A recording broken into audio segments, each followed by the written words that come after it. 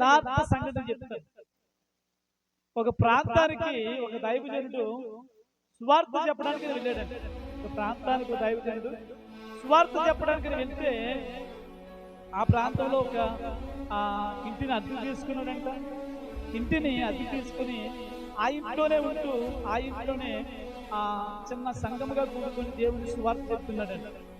దినాలు గడుస్తున్నాయి, రోజులు గడుస్తూ ఉన్నాయి. ఇలా గడుస్తూ గడుస్తూ కాలం గడుస్తూ ఉంది. ఒక్కొక్క ఆత్మ దేవుని నమ్ముకుంటూ ఉంది. ఒక చిన్న గుంపుగా తయారైంది. చిన్న గుంపుగా తయారైన తర్వాత ఆయన అనుకున్నాడు, మనుషులు ఎక్కువ అవుతున్నారు కదా, సంఘము విస్తరించబడుతుంది కదా అని చెప్పేసి ఆయన ఉంటున్న ఇంటికి పైన ఒక ఒక రేకు వేసుకుని ఆ రేకులో ఒక 20 మంది 30 మందితో ఆరాధన చేస్తున్నట్టు జరిగిన యథార్థ సంగతి చెప్తుంది. ఒక దైవజనుడు చెప్పిన మాట. అయితే ఆయన ఆరాధన చేస్తున్నప్పుడు సంఘమంతా ఆత్మతో ఉజ్జీవపడుతున్నారు.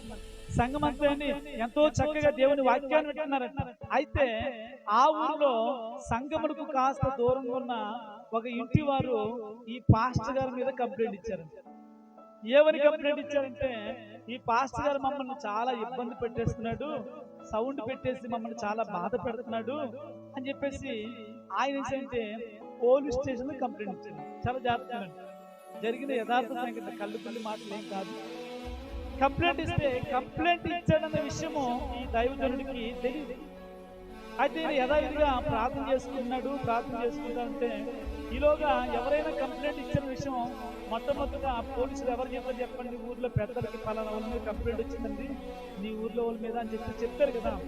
అలాగ ఒక అతనికి తెలిసిందంట, ఇది పలానా పాస్టర్ గారి మీద కంప్లైంట్ వచ్చింది చెప్పండి ఆయనకి అని చెప్తే ఆ ఊర్లో ఒక పెద్ద ఆయన పాస్టర్ గారి దగ్గరికి ఆ కబురు తీసుకొని వచ్చాయా, మీరు సౌండ్ ఎక్కువ పెడతారని పలానా వ్యక్తి మీకు కంప్లైంట్ ఇచ్చాడయా, కాబట్టి మీరు కొంచెం జాగ్రత్తగా ఉండండి, ఆయన మీ వలన కొంచెం అభ్యంతరం పడుతున్నాడు అని అంటే వెంటనే పాస్టర్ గారు అనుకున్న, అయ్యో నేను ఎవరికి అభ్యంతరంగా ఉండకూడదు అని చెప్పి ఈయన ఏం చేశాడంటే ఆ వారం నుండి మొత్తానికి సౌండ్ ఎట్టడం మానేసాడంట.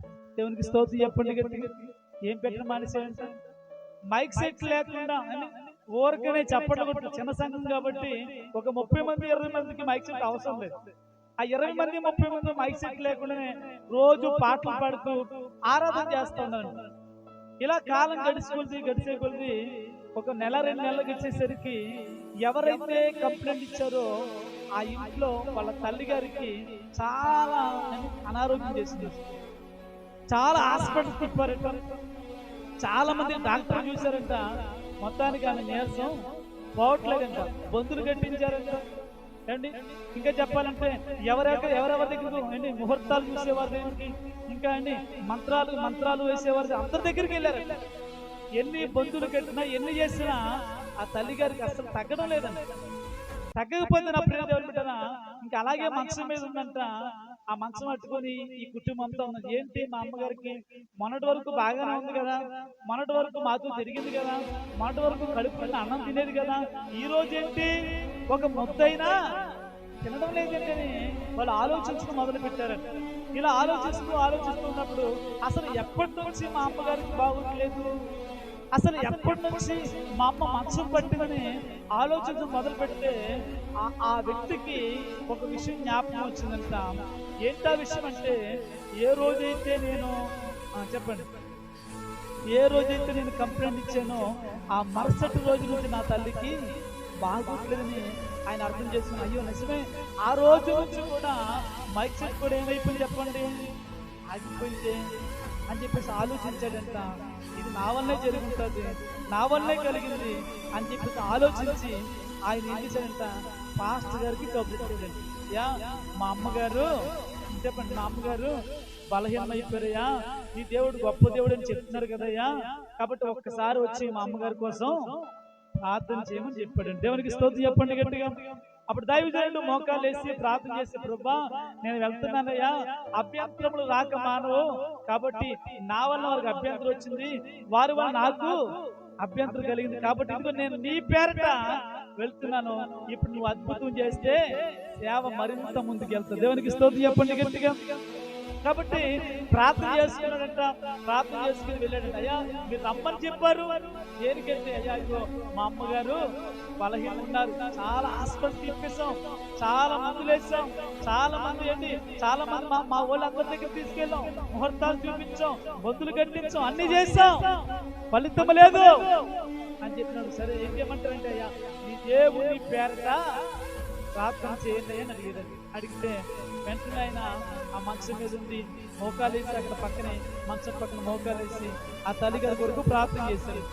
ప్రార్థన చేసి దేవుడికి మొరపెట్టి అక్కడి నుండి వచ్చాడండి.